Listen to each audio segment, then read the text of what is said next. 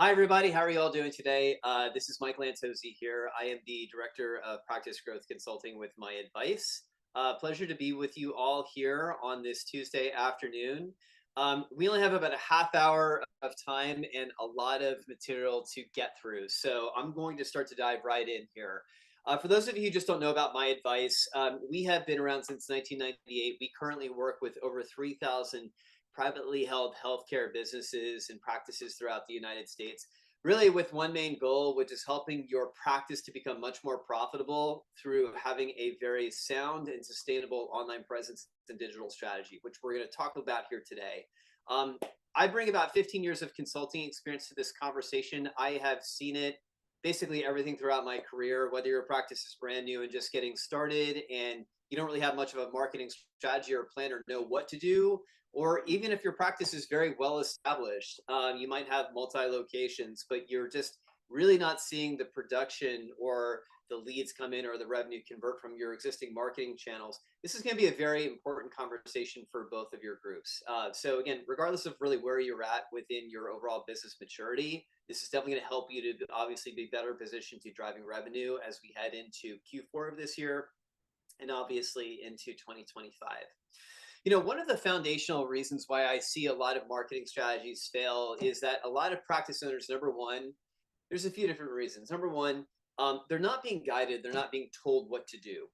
There's this whole misnomer that, hey, once I have a website, I have to think about doing things like SEO or buying a bunch of ads. And if anyone ever tells you to do those things first, then you need to run from that person because that is not sound guidance. Don't get me wrong, SEO or paid ads, they can be very helpful and they can also be very productive strategies, but they also rely on having a very strongly fortified foundation to support those things. And when the foundation is missing, it doesn't matter how aggressive you might be, it's not going to make that thing work. I relate to this from a personal perspective. I'm a 40-year-old guy. My dad, I saw him through a number of different orthopedic surgeries. Unfortunately, he's no longer around here today. But I can tell you that my dad was not a very healthy guy. He didn't have a very good healthy lifestyle. He was certainly obese. He was overweight. Didn't exercise well. Didn't watch what he really ate, and he had always had a lot of these pains. My dad, before he turned 50, I saw him through two different knee replacement surgeries. And the problem is that my dad never got better because he didn't have a good foundation. He wasn't committing to a healthier lifestyle. He wasn't committing to really an overall sense of health improvement because, again, he didn't have that right infrastructure to support surgeries. And I'm sure that you guys have seen patients like this time and time again, where it's like, listen, if you want to optimize the results, if you want to really see a better health outcome, you might want to lose some weight. I can remember I was actually sitting in at an orthopedic surgeon's office one time, and the surgeon was just literally talking to the patient. I could hear him saying, listen, if you don't cut the weight, it doesn't matter what I do for surgeries for you, you're not going to improve. So we understand that there's a synergy between the lifestyle that your patients might lead and the reasons why they come into your practice, and then the outcomes that they have at the end of it. And just how there's a synergy in terms of that overall patient journey, your web strategy really doesn't work any differently either. Is that you have to set the right foundation in order to make other things work well. So, what does the foundation start with? Well, number one, it's having a great website. And it's not just enough to have a website in today's age. Your website needs to be built with a healthcare standard in mind, but most importantly, it has to make your phone ring. If it's not doing that, then it's not doing the job for you in the way that it should. Now, once you have a great website, what do you do next? Do you start to do SEO? Do you buy a bunch of ads? No. What you need to do is you need to align what we call your local listing optimization and making sure that how your business data is being aggregated and indexed online is going to be consistent. If you don't know what that means, don't worry. We're going to get to that in a little bit. From there, we then talk about what you're doing to drive reviews about your practice online, specifically Google reviews. There are a lot of review sites and a lot of review platforms which are out there. Google is the gold standard because, number one, it does not have any type of nefarious business or review practices. It will show the good, the bad, the ugly, which is seen as being a much more trusted resource than, say, other platforms like Yelp or Better Business Bureau. But additively to this, Google reviews helps you with your conversions. It helps you with your overall visibility for your practice. And so that's why it's really, really important that you dial that piece in. Next, we then talk about having a really good, strong social media presence. How often is your practice producing really good social media content, distributing that both between Facebook, which generally will serve an older demographic, your 50s plus, as well as Instagram. This is where you're kind of getting into your 30s, your 40s, so on and so forth. How is your presence on those platforms as well? Now, once you have done these first four things, this is what we call a complete and full internet presence. And this always needs to be the goal, regardless if your practice is brand new or if you're well established. Now, if your goal is to grow quicker and faster and more acceleratedly, only then at that point do you start to layer in what we call SEO. We actually more acutely define this as being content strategies. And then at the last piece of this, it's buying ads online. But the idea about these upper two levels is that you never do these things until you have the right foundation set first. What you're seeing here is what we call our pyramid of success. This is really our step-by-step strategy approach that will put practice owners into winning positions where they're not overextending themselves with their marketing. They're not overspending to see less back. This is really the most efficient way that you need to drive leads and revenue online. And also too, if your practice is also in a position where you might be thinking about selling in time, or maybe there's a future transaction, this approach is really the best way of being able to quantify your data to look at, the efficiency or the lowest cost of patient acquisition in terms of how your marketing is really driving new revenue opportunities into your practice. So let's talk about your website here. Because the website, you have to have a great website because it is the hub that governs any type of visibility spoke that you might do. Okay. Whether you're promoting your practice through referral marketing, you're building out relationships with doctors and providers in your town or your community, whether you are doing digital strategies or you're buying that billboard, it all leads back to the website, okay? Because the website is where the final journey is before someone's going to pick up the phone to give you a call. Now, a website is really comprised of two main components. Number one, it has to look amazing. It has to provide a very great initial first impression of your practice. Going back to my dad, he was living in Pennsylvania at the time. I was living in California. And my dad was complaining of lower back pain. He had just all this back pain that was happening. And so my dad, not being a very educated guy in terms of his healthcare decisions, chose to go to his 80-year-old orthopedic surgeon. And after one visit, that guy was ready to do spinal surgery on him. And my dad tells me this story. And I said, whoa, hold on, pump the brakes. You are not doing that until you get a second opinion. So me, as his younger son, his caretaker, I'm an influencer within his healthcare decision making. I'm going online. I'm trying to research, different doctors that my dad could go to, and so much about how I was looking at quality surgeons or trusted surgeons was based around the impression that website left me. And regardless of how long you've been in medical school, how long your practice has been around for, you can't rely on that goodwill to convert leads. Okay, because at a certain point, medicine is going to become more commoditized and you have to be able to sell yourself well or present yourself well online. And patients make decisions about your practice within 2.9 seconds. That's how quickly first impressions are made. And within that time, they're making a decision, okay, am I going to stay on this website and continue to engage with this practice? Or am I going to leave onto another website that, maybe might make me feel a little bit better? So guys, I'm going to show you 6 different websites on the next slide, and I'm only going to give you 2.9 seconds. And within that time, it's a very short amount of time, just based off of that first impression, tell me what are the practices that you're going to.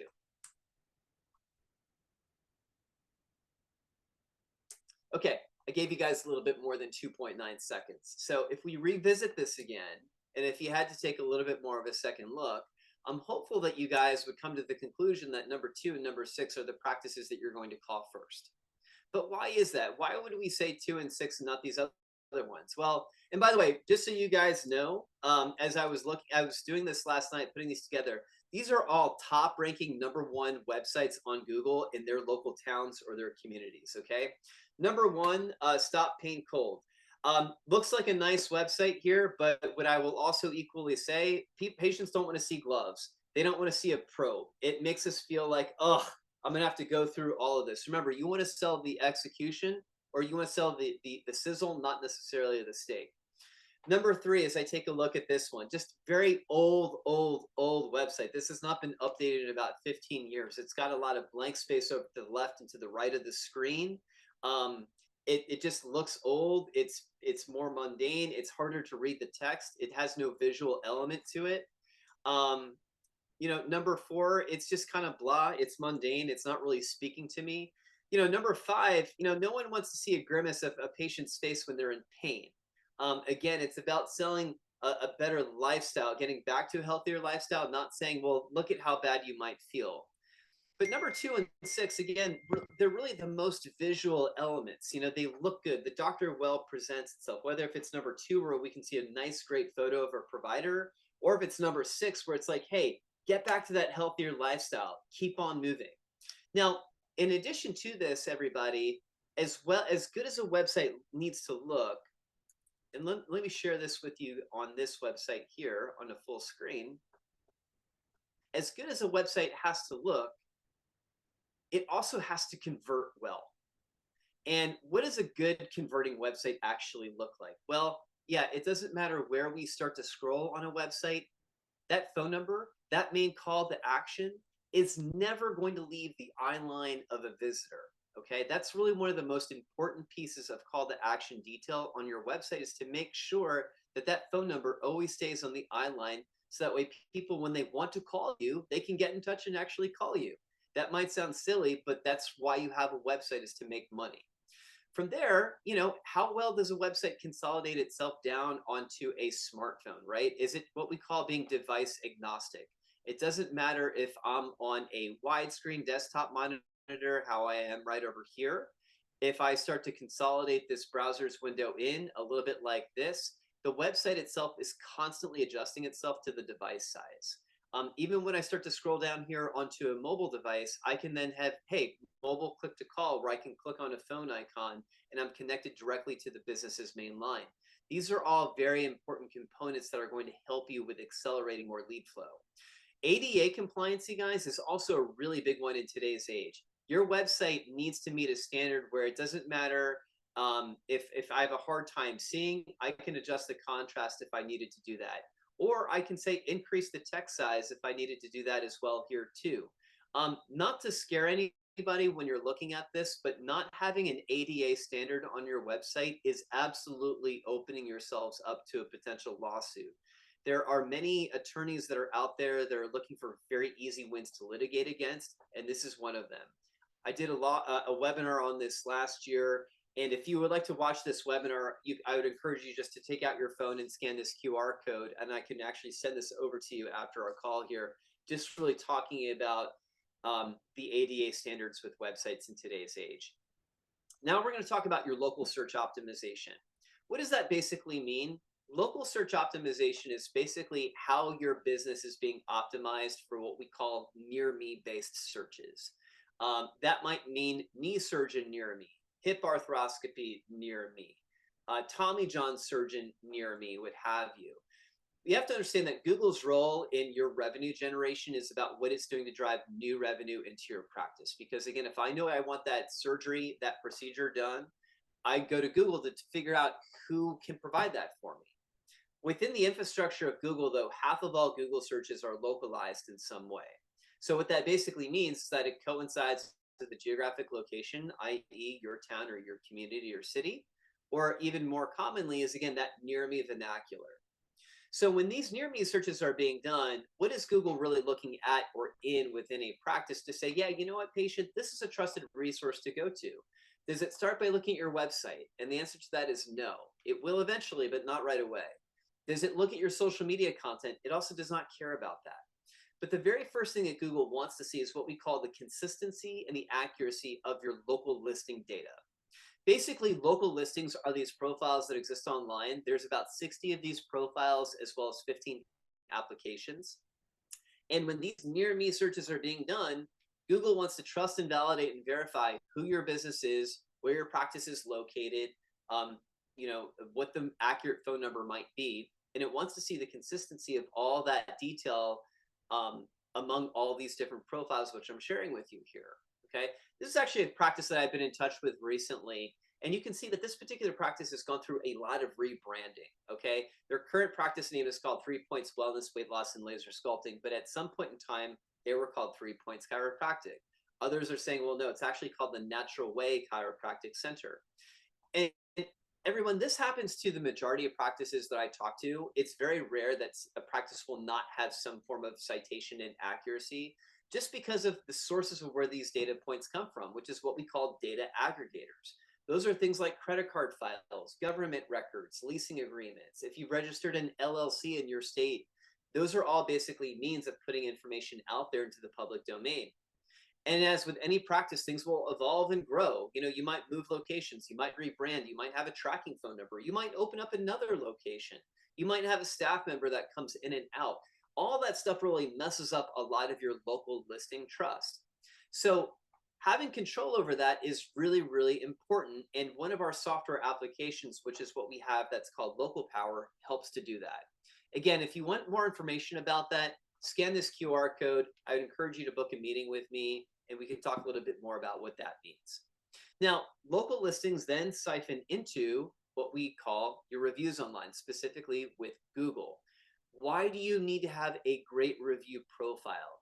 Because in today's age, people and your patients will trust reviews online about your practice more than a personal recommendation. And I hear this all the time from my practice owners is they say to me, well, my practice is heavily reliant on referrals. Most of our leads come from referrals. Well, did you also know that when you are being referred in, what is the first thing that a patient's going to do is, of course, they're going to look up the name of your practice, and right away, they are going to see that Google business profile, which I'm sharing with you right over here to the right of my screen. This is what your Google business profile looks like. And this is the first impression that patients are going to have in terms of successful outcomes, success of their doctors, of their surgeons, of their providers. And that's what reviews speak to. Now, a great Google review strategy is really comprised of 4 main factors. And I'll rank these in terms of least important to most important. Number 1 is that you want to have a good volume of reviews, okay? Secondly, you want to be replying to your reviews. You want to be engaging with your reviews. That's a really, really, really important component. Are you saying thank you, or are you acknowledging that feedback? The third component is having a good rating. If your practice is at a 4.7 or below, that is not good enough.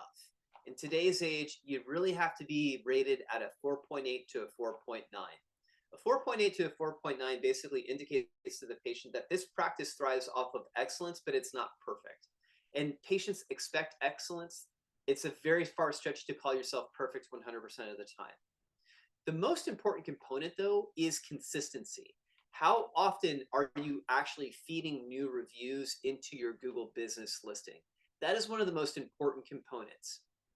And a metric that you should be thinking about is, think about your practice. How many patients come in and out through the doors? If you want to look at this, if you're a multi-provider practice, cumulatively speaking, how many patients are coming into that one location over, say, a given week or a given month? Are you at least averaging a 5 to 10% return rate of new Google reviews compared to how many patients that your practice is seeing at that location?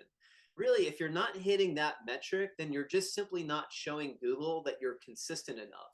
And that's going to degrade your Google visibility. That's therefore then going to degrade the lead generation that your website's generating from its overall visibility.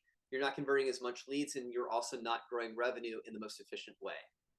Now, we then get into your social media presence. And again, what you are doing to drive consistent social media content, both to your Facebook page as well as your Instagram page. Okay, I'm going to go back to that word consistency again, guys, because that's really the foundation of your strategy. You want to be consistent with listings. You want to be consistent with your reviews. Additively speaking, you also want to be consistent with how you are generating social media content. Now, a very common thing that I see a lot of my doctors fail within is that they treat their social media like it's a sales billboard, because they don't know how to engage with their audience. Okay. And patients, at the end of the day, they do not go on social media to be sold. They go on there to become engaged. And it's really the engagement that does the selling. And to help to demonstrate this a little bit here, let me also give you guys a little bit of a case study here. Think about Progressive car insurance. For those of you that might have Progressive, for your home and auto, whatever that might be. This slide's from a few years ago, but when we took this, and this is actually a screenshot of their Facebook page. At the time where we had taken this screenshot, Progressive Car Insurance had about 344,000 likes to their page. Okay. Now, who's the face of Progressive? Flo, right? I'm sure you've seen her football starting out and starting up again, and I've seen her commercials like everywhere. And who is Flo? I mean, she's the face of Progressive, but think about her as an entity, as a person. Flo, she's dorky, she's quirky, she's cute, but Flo, above all else, Flo feels safe. If you're in an accident, if you're in trouble, Flo's the type of person that you want to know is going to have your back regardless. You take a look at Flo's Facebook page. Almost 5.5 million likes to 344,000 likes on the company page. It's the same exact company. It's a much different engagement though, because again, we don't want to like Progressive Car Insurance. Like, who wants to really like insurance? Like, it's boring. But the engagement, the person that represents that insurance is somebody that feels like we want to be around with. So again, how often are you putting out social media content? You know, I know that we all live very busy lives, but I will tell you that the more, and I'm speaking really more now to my doctors and my surgeons, the more that you can start to put out more of your own social media content, what it does is it starts to build the relationship with your patients even before they walk into your room. I can't tell you how many times I've talked to doctors and they say, you know what, I make it a habit of posting at least once a week because I know that patients are going to see that. They're asking less questions. They already feel like they know me by the time they've walked into my door. And that's what's helping my business to grow. I'm doing less time within consults and I'm able to see more people. So that's where social media can really help you out. Now, if that's a challenge for you, and also the reality is as well too, for social media to become effective, you really need to be posting at minimum every other day. So to help you with that, one of the things that we actually integrate into some of our marketing packaging is a tool that we have that's called Social Power. And what we're actually able to do is to help to curate supplemental content for your social media channels. We post 4 days a week on Facebook and then 3 days a week on Instagram. You're able to actually modify the content before it goes out 2 months early. So it really helps to give you a good, consistent discipline of good social media content without you having to think about, oh gosh, I have to do this every other day. But just know that your social media always needs to be seen as a complementary effort to what you're already doing, not necessarily a replacement. Now we get into really what we call SEO. I actually prefer to more appropriately define this as content strategies. And boy, guys, we have seen a lot of big shifts and changes in content strategies over the last 18 months, 20 months, etc. Think about what happened in January about 2 years ago. There was a big introduction into the tech market that's really, it began to shape our consciousness as humans, our society, and that's AI. And if you're not thinking about AI, you are lost right now. You've got to be thinking about how your content strategy is going to be affected by AI. So just to give you some context on Google, every so often Google makes big updates to its algorithm. Google is something that changes constantly. It's always trying to really refine the user experience. But every so often we've seen big shifts to the algorithm, which really reshuffles the trafficking deck. Back in 2018, we saw the Medic update. Previous updates were things like the Hummingbird update, the Panda update, what have you. Since January of 2020, I'm getting my dates right, at 2023, we have seen 3 core updates to Google's algorithm, and that has been unprecedented. We've never seen this frequency and this intensity of updates, and it's because of what Google is doing to respond to AI. Now, arguably, what you could do with something like ChatGPT is you could open up ChatGPT and say, hey, ChatGPT, write me a one-page article about Tommy John surgery. The content should be written in a way that reflects common questions that patients ask about Tommy John surgery.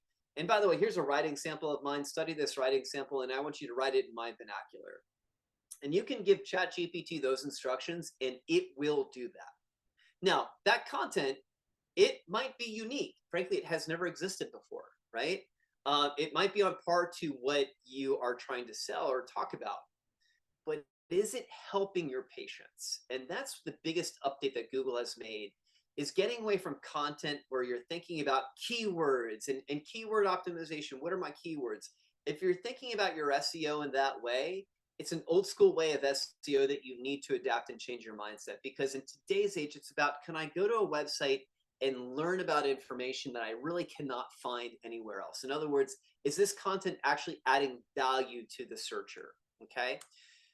How do you go about doing that? It's about writing your content for your people. Think about, I say this to every one of my doctors. Boy, if I could just come into your office one day and just record what you're saying to your patients, and at the end of the day, I would have all the content that I would need. Because again, the best content is what you're saying and talking and educating to your patients every single day at your practice, right? Are you talking about those common questions that your patients are asking time and time again and answering that on your pages? That's content that's actually adding value to this to the searcher, because that content does not exist and it's coming from your worldview as well.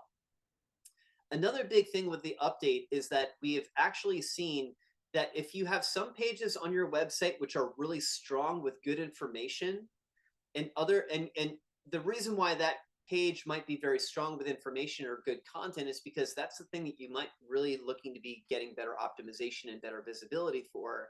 But you might have some other supplementary pages that you might have them on your website, but you don't really care about those services, and you haven't really invested into that content. With this helpful content update, those inferior pages can actually bring down and hurt the optimization for the thing that you actually want to be getting more visibility for. So are you in an engaged relationship with your SEO company? Are you having these conversations about perhaps, hey, we need to beef up certain areas of content on our website, or might we need to actually print some pages off of the site as well too?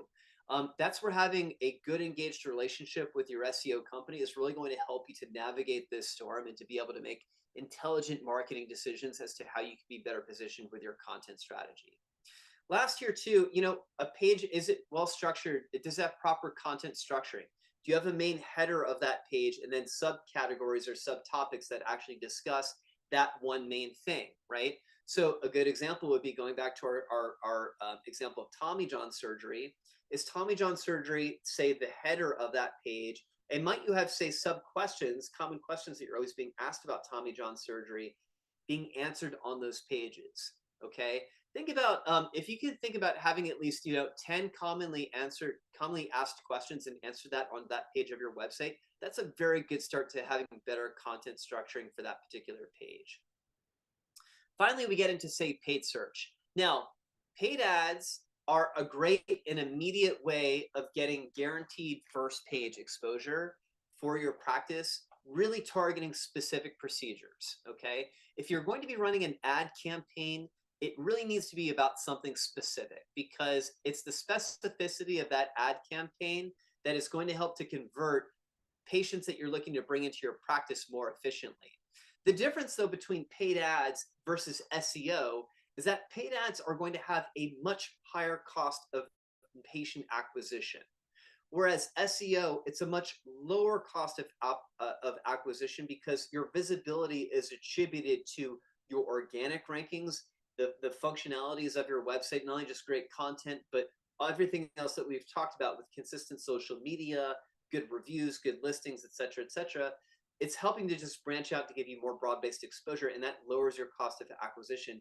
Whereas this can be very effective towards converting very specific patients, but it's also much more expensive to do. Okay, so just kind of keep that in mind. And this is where, again, you want to be very clear in understanding that, hey, my marketing functions both within the lenses of a long-term play as well as a short-term play, particularly if we're looking to do more surgeries around a particular topic, or maybe if we want to get some of our doctors that are coming into the practice busier, okay? So everybody, just kind of in conclusion here, and again, this is just a very quick overview in terms of really the sequences and the ways that you really need to drive and to cultivate the strategy online. This is our pyramid of success, and everybody, this is precisely what we do here at MyAdvice, okay? We help to build amazing websites. We manage listings. We help you with generating reviews online. I haven't talked a little bit about that, but our review power system is a text-based application that really helps to make that review consistency process much better. We can help you with your social media. We're guiding on a lot of these helpful content updates with SEO and then paid ads as well. But again, if your practice is in a position where you're not getting the production from this, please lean on our over 20 years of experience being integrated within healthcare, knowing your business model, understanding the challenges of running a practice, thinking about payroll and staffing and getting patients into the door. We understand that, okay? And that's why we're here to be a partner, and we're not here to be a vendor here for you. This is just some feedback about us. We have a very high NPS, Net Promoter Score rating. We actually rank higher than some very common brands that you might know of in today's age, like Apple, UPS, Amazon, Netflix, Coca-Cola. This is actually what our clients rate us in terms of our Net Promoter Score, in terms of their satisfaction. We walk the walk and we talk the talk as well here too. We believe that we wholeheartedly believe in the power of great reviews and how they will help to convert more patients into your practice. We walk that same walk as well here as well too. We do have some very nice promotions that we're going to be running here through this webinar here through the end of this month, through the 27th. Just to give you guys some understanding, is that we don't charge anything upfront to create your website for you. We build out a website with the marketing in mind. Okay, so again, if your practice is in a position where you are really looking to take things up to the next level, I would encourage you, take out your phone. This is a QR code that integrates directly into my schedule. You'll be able to book a completely complimentary consultation with myself, and really walking through a lot of the deficits as it relates to that pyramid that we were just talking about here, understanding where your growth opportunities are, what existing lead flow channels that you might have set up, and how you can really optimize your budget and results to get a good return on your investment. So everybody, I thank you so much for your time. I know we covered a lot of ground here within 30 minutes. And again, if you have any additional questions, please take out your phone and scan some time to connect with us. Have a great rest of your day, and hopefully we'll see you guys soon on the other side. Take good care till then.